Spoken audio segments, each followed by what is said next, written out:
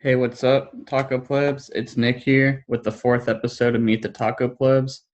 This week's guest is Nabismo Primetime. I have gotten to know Nabismo for a while now, mainly because he shows up consistently to Bitcoin Kindergarten every Thursday, and I just knew I had to get him on this pod. I talk to him all the time there, as well as we've been talking on the timeline and in our DMs a lot about Bitcoin.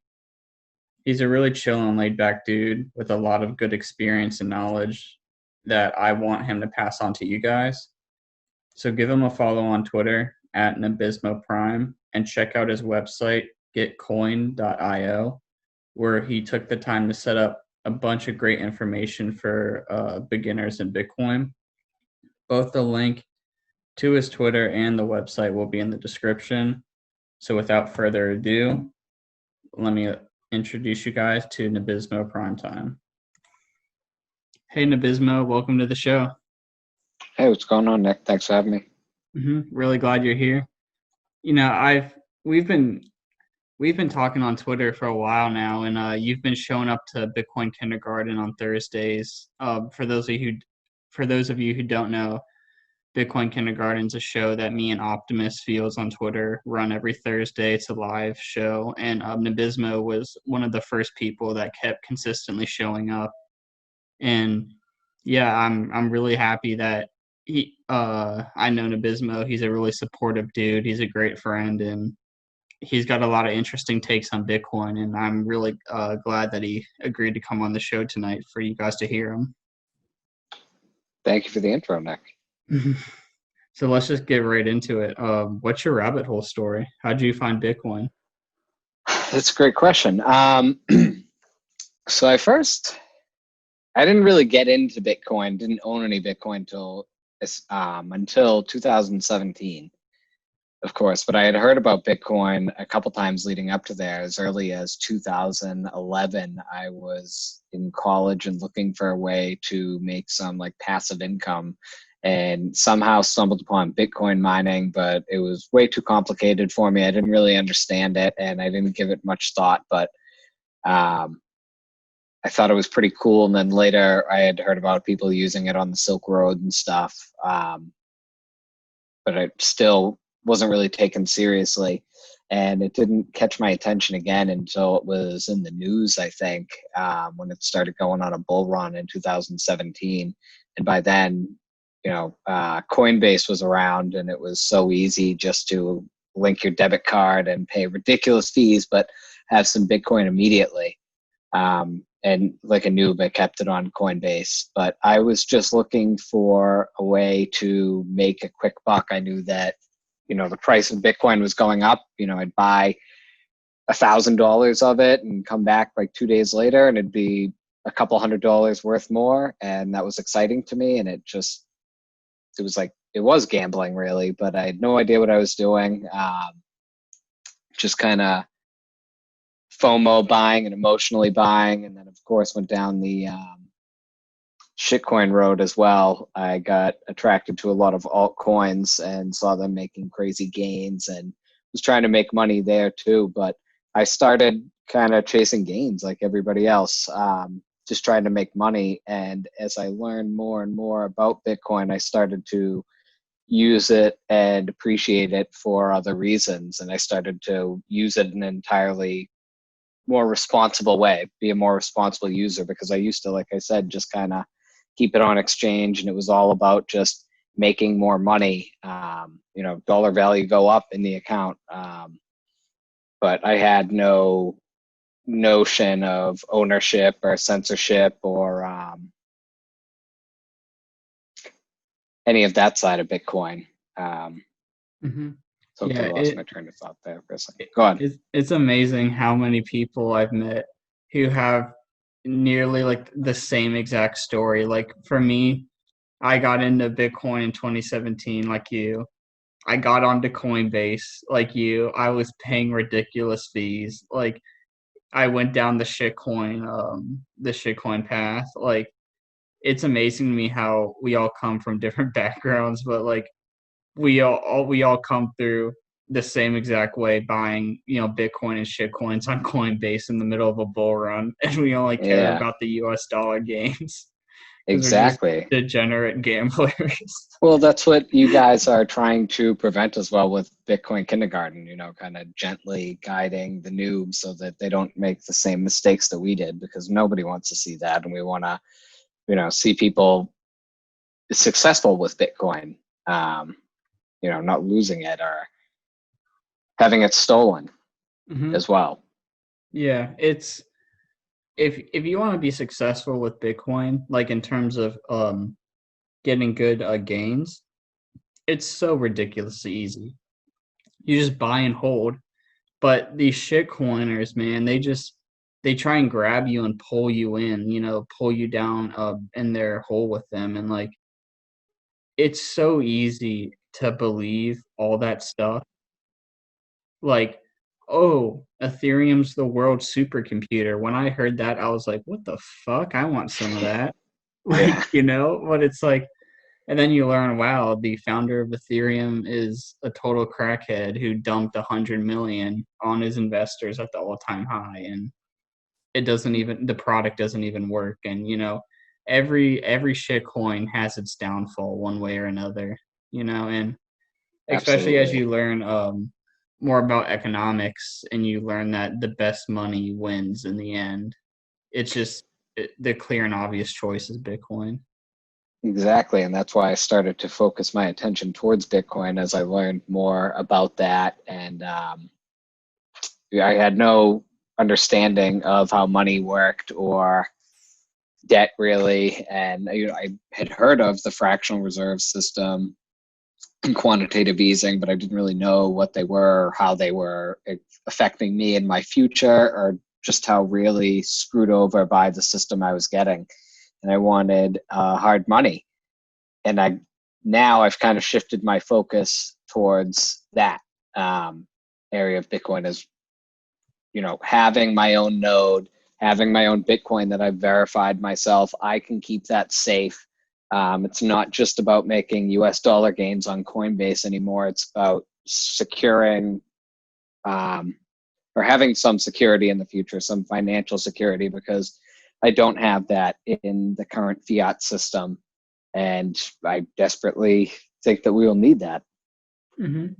I got another question I want to ask you. It's not a part of the original five, but you said you didn't know like what fractional reserve banking is, etc. When I first got into Bitcoin, I didn't know that either, and I find out a lot of people or most people don't. Did anyone in your personal life know about fractional reserve banking or quantitative easing? Yeah, my father had a pretty good understanding on what it was because we've spoke about it before, so he knew. But it's not like a discussion that we've really got into before. We don't really sit and talk economics. I only know because I brought it up. And he had recommended I watch some documentary on Netflix that um, explained that and the whole process. I forget what it was. This was a couple of years ago at this point now, but it's horrifying, Mm-hmm. to think of all the power that the Fed has and just how we are constantly becoming poorer and poorer by the day by just through no fault of our own. Mm-hmm. Even just by holding US dollars is going to make you poorer. That's interesting. My dad was the complete opposite. I remember not too long ago, it was maybe a month or two ago, my dad asked me how I can even think Bitcoin could work because he could just see no way it could work. And I said, well, do you know what fractional reserve banking is? And he just looked at me with this weird stare and he said, no. I said, do you know what quantitative easing is? And he was like, I have no idea what those words are or what they mean. And it just amazes me how some people can have like they have completely full faith in something they have no understanding of, but then when it comes to Bitcoin they're like, oh, I don't understand it, so that means it's bad. Yeah. That's definitely going to take some getting used to. I think we're going to see a huge wave of new users this epoch. Oh, I'm so bullish for it, man. Absolutely. We're going to be seeing some insane bull runs coming up. And now with apps like Cash App, unfortunately, Coinbase is still around. We have Swan Bitcoin and a bunch of other ways to buy Bitcoin easily. People are going to be putting their money into that. And unfortunately, they're going to start off where we did, chasing those gains in the beginning just because they see the price going up. And hopefully they'll stick around long enough to be able to reap the benefits. Mm-hmm. And I know, we'll reap the benefits because we've been in for a while, but and that'll be life changing. But until now, has Bitcoin changed your life? Absolutely. Bitcoin really just kind of helped me pull my head out of my ass and grow up. I think I had talked about it a little bit before in Bitcoin kindergarten, but just lived to party and drive fast cars throughout most of my 20s. And that's no way to live. I mean, it's fun when you're doing it, but you live with a lot of regret. That's how idiots live, basically, because you're not setting yourself up for a bright future. And I feel like I'm playing catch up now, because you're living a high time preference lifestyle. And investing in Bitcoin and having a plan has helped me drastically lower my time preference and not only start saving for my future, but I guess adapting my behaviors in all sorts of ways, my diet, physical activity, just trying to live a better life and hang around a bit longer instead of just, partying every weekend, work towards goals. I find that the best highs in life are natural. Working towards goals and achieving those is really rewarding, gratifying. That's awesome. Yeah. It's funny how you say, drive fast cars and party, etc. That's exactly like my brother right now. My brother's a year and a half older than me. I've had the same car for literally since I got it. I got it as a hand-me-down from my grandpa, who got it from, well, my brother got it from my grandpa, then I got it from my brother. But my brother is a year and a half older than me, and he's had like at least 6 or 7 cars by now. And he, he tears them apart, rebuilds them, like fixes them Yeah. up, slams them to the ground, like. And I Yeah. see him throwing away all this money, and I'm thinking, man, you could have had so much Bitcoin by now if you just would have saved it. Huge waste of money. I used to waste money buying other people's problems, used German sports cars. And, like we had talked about you looking at BMWs on Twitter. I've had a couple BMWs and Audis, and they cost a ridiculous amount to maintain. And especially if you're buying a used one, because when you're getting into like those higher mileage repairs too, forget about it. You're looking at like 4,000+ easily, just on like maintenance repairs. Really? So yeah, something doesn't even have to go wrong, but it's like, yeah, ridiculous. And it's just a way, you're just a money pit. You're spending all your money to look cool and, have a fun time driving around in a nice car, but it's a depreciating asset. You're paying a ridiculous amount to maintain and modify these cars, and you become car poor. I definitely was. But it was, like I said, it was like a hobby of mine too. So I was taking apart these cars and doing things to them as well. So I could kind of justify it a little bit, but it was still not a good use of my time. I would have been much better off if when I was your age. I'm 30 now. I had started putting just a little bit of money away, not even in Bitcoin, just in general. I would have been a lot better off. But in Bitcoin, forget about it. You're way ahead of the game, and you're gonna be in a much better place when you're my age. You're gonna have a lot of options, especially after a couple halvings. Do you let's say if you were 20 again and you were into, slamming cars, pouring money into it. Yep. do you think if you put away like a little, if let's say you knew about Bitcoin and you put, or even just in general, you put a little bit of money away, do you think you would have a different view on it?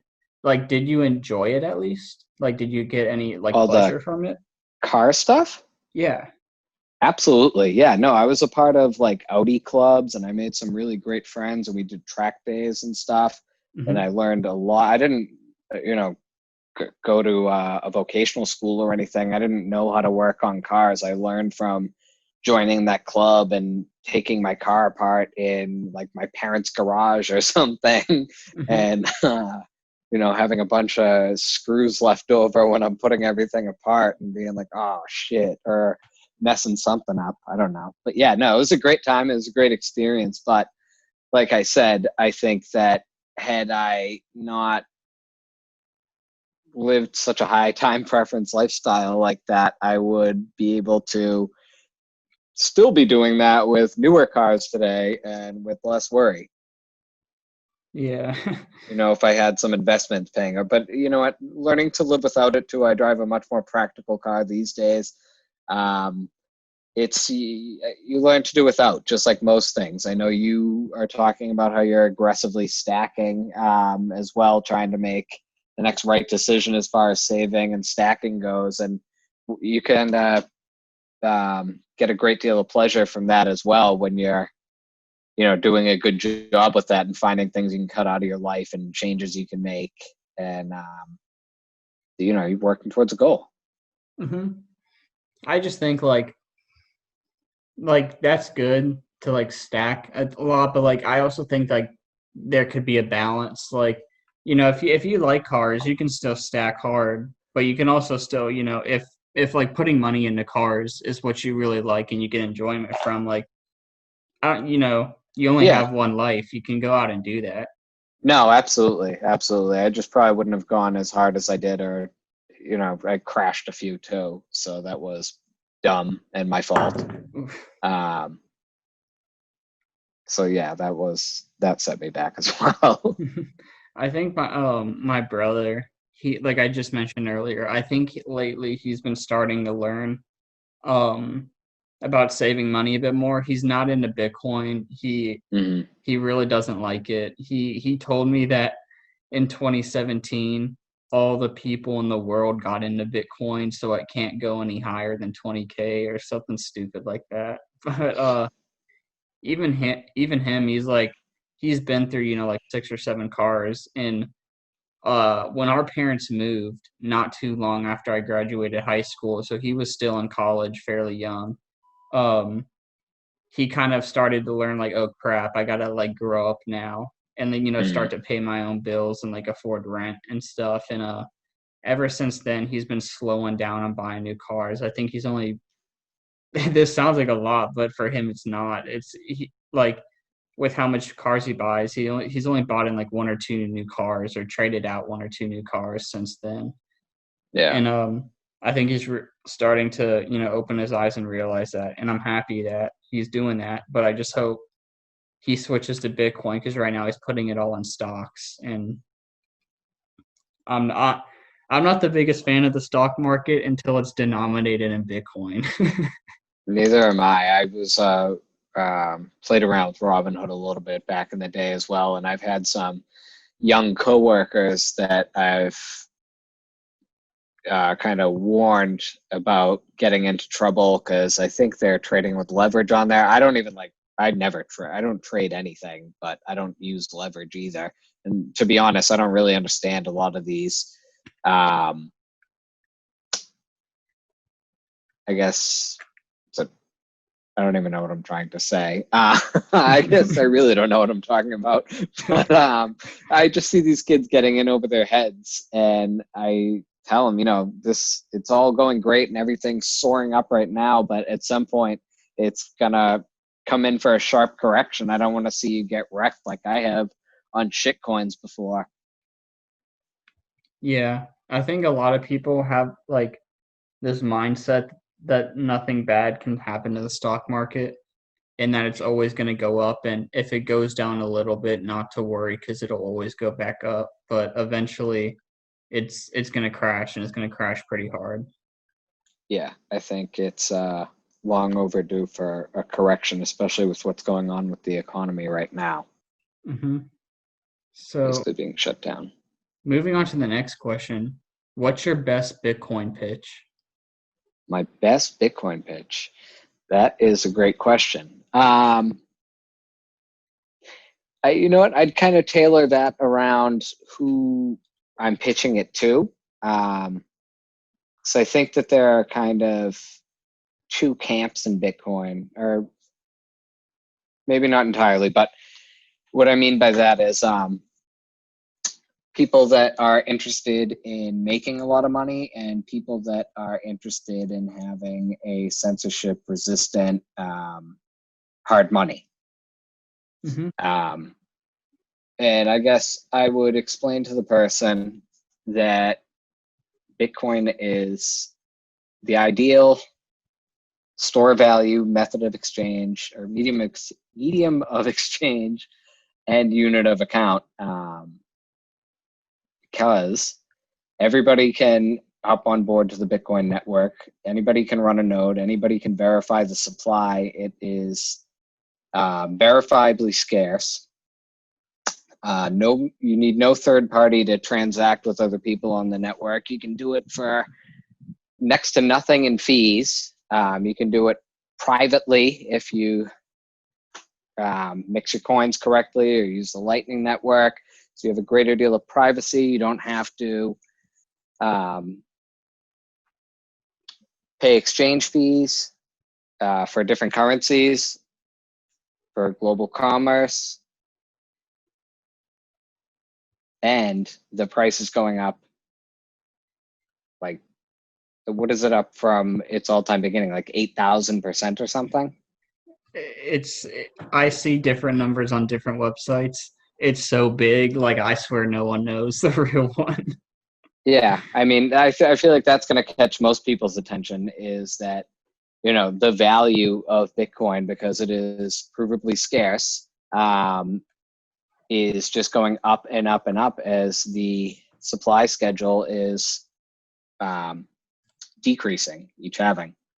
Mm-hmm. Yeah, I really like what you said about you have to kind of tailor your pitch to whoever you're trying to convince to buy Bitcoin, because everyone wants to get into Bitcoin for different reasons. You know, some people need Mm-hmm. a store of wealth to protect them from their failing fiat currencies. Some people just solely see it as an investment, and they just want to make money from it. Some people see it as, you know, they can protect it from, you know, seizure from their government, etc.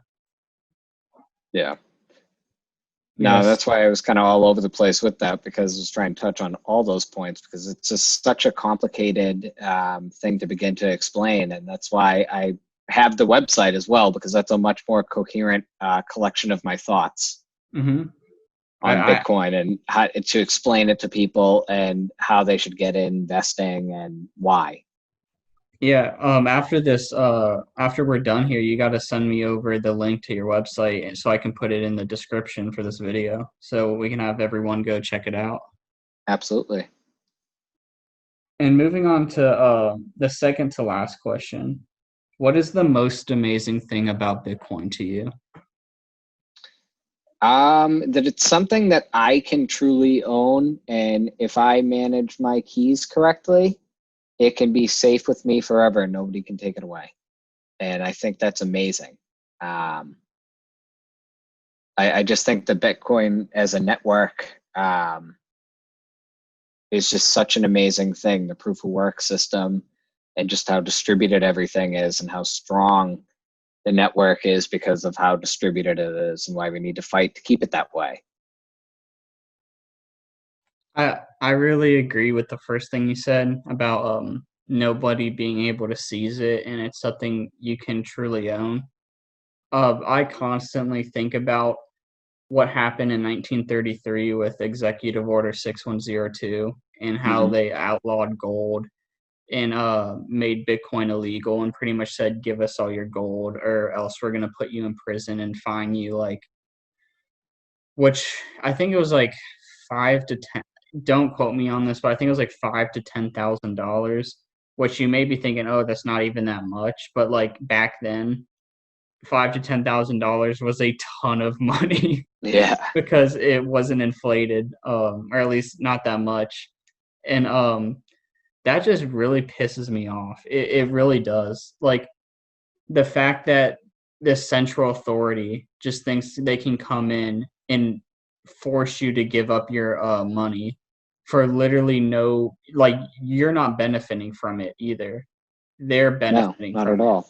They are Exactly. screwing you over in every way, and that I totally agree with you, and that's something I find very valuable in Bitcoin as well. It just really pisses me off. Yep. Tired of being pushed around, opting out, buying out as often as I can, because I really do think that there is a future for Bitcoin, not just that it's going to make me a lot of money, but that hopefully when the time is right, I'll be able to spend that freely, that more people will be using Bitcoin and hopefully the Lightning Network as well. The Lightning Network looks so promising. It really does. Like it's Oh, not I love perfect. it. It's not perfect. It has a ways to go, but I Yep. mean, I love it. I really do. I've had almost nothing but good experiences with it. I love toying around with my node, and that's what really sent me really far down the rabbit hole. For any noobs listening, I would strongly suggest getting involved with the Raspberry Blitz project on GitHub. It's a build your own node, full node, and Lightning node, and it's awesome. You can tinker with it. There's so many great features, and it really helps you to understand Bitcoin as a protocol and network, and that helps you to better understand its value proposition. It also helps you understand why you don't need shitcoins as well. Absolutely. So many shitcoiners, man, they claim, "Oh, Bitcoin's fees are too high. This is why you need my shitcoin." Nah, nah, nah, nah, nah. It's like No. I can transact in Bitcoin for pretty much free on the Lightning Network. I don't need anyone's shitcoin. Nope. Absolutely not. And I also agree with what you said about like doing your own node and actually like taking the time to learn about Lightning and other second layer solutions. It really does enhance your learning, and like it is just that one extra step deeper down the rabbit hole that I think is really important to better understanding and grasping the concept of Bitcoin. That's why I'm kind of careful in my pitch as well sometimes, because I tend to get like overly technical and start to, talk about stuff like that. And I forget the average person doesn't want to hear about that. Mm-hmm. So I feel like it's kind of like something they need to gradually get into, because it's a lot to take in. It takes a while to really understand Bitcoin. I don't think that most people like read a couple things on the internet and they're like, oh, I get it. Like it takes a while for you to really understand it. Oh yeah, I if anybody tells me that like, oh, I just got into Bitcoin today, yesterday, last week, and I understand it, like I'm super skeptical of them because I'm like, no, you don't. It's super No, you don't. complacent. Yeah. So we're winding down towards the end of the interview, and we're gonna get into some more bullish territory. What is your price prediction for New Year's 2021? And what is your price prediction by the time we're at the fourth Bitcoin halving? Ooh, that's a good question. Um, See, this is something I try not to. You won't see me putting out price predictions on Twitter or anything, because I have no idea what I'm talking about when it comes to this. I'm more on the tech side of Bitcoin. I'm a programmer and I love working with that kind of stuff. So I really don't know. I'd like to say by New Year's 2020, do you mean like in a couple of months, or New Year's Eve 2021? New Year's Eve 2021. I would hope that we're in triple digit Bitcoin by then, or at least flirting with that. I've heard some much more bullish predictions. I tend to be a proponent of Plan B's stock to flow model, but I mean, I don't invest a lot of faith in it. I mean, if it doesn't work out that way, I'd be perfectly fine with that. I'm still going to keep investing in Bitcoin and, not stake my life around Bitcoin going to, I forget what he has it predicted, like 288,000 or something, right? Yeah, But I like think before the next halving. I think so. Yeah. Yeah, I mean, that's insanely bullish. And I really don't have a leg to stand on in arguing for or against that. If that happens, great. That'd be awesome. But I mean, I don't know. I don't really know. I haven't sat down to see what it takes to math, like how much Bitcoin people have to buy and at what price to bring it up to that, Mm-hmm. I I don't know. won't. So I guess by the next halving, it'd be great if we saw $288,000 Bitcoin, but I'll be stacking either way. Mm-hmm. I will not be complaining if we hit 288,000. Yeah, no, that would be pretty awesome. I would feel a little bit because I feel like I kind of like missed the bus a little bit where I had known about it before, and I knew some people, like friends of friends, that had gotten kind of wealthy, or at least had made some money in Bitcoin around the times of the bull runs, or even just like 2013. I think there was a pretty big bull run as well. Um, and it just makes me stop and think, like, what if I had just learned a little bit more and had even just gotten like a couple of Bitcoin back in the day, because I was capable of figuring it out, but I just didn't put the time and effort into it. um, it would have changed my life um, for the better, hopefully. I don't know, who knows, maybe I would have blew it all on cars or something, or sold out when it went up to 250 or 500. I don't know. I was living, like I said, a high time preference lifestyle. So Yeah. I remember when I got into Bitcoin, I saw a tweet. I don't remember who it was by, but it's something that it was like, don't beat yourself up for not buying into Bitcoin earlier. Just, yep. make sure now that you're in Bitcoin, just do whatever you can to stack as much as you can. Yeah. Yeah, so even though you say like, oh, I could have bought, Bitcoin for this amount and been, this much wealthier. It's like, don't beat yourself up for it. Like Yeah. literally everyone thinks there's late.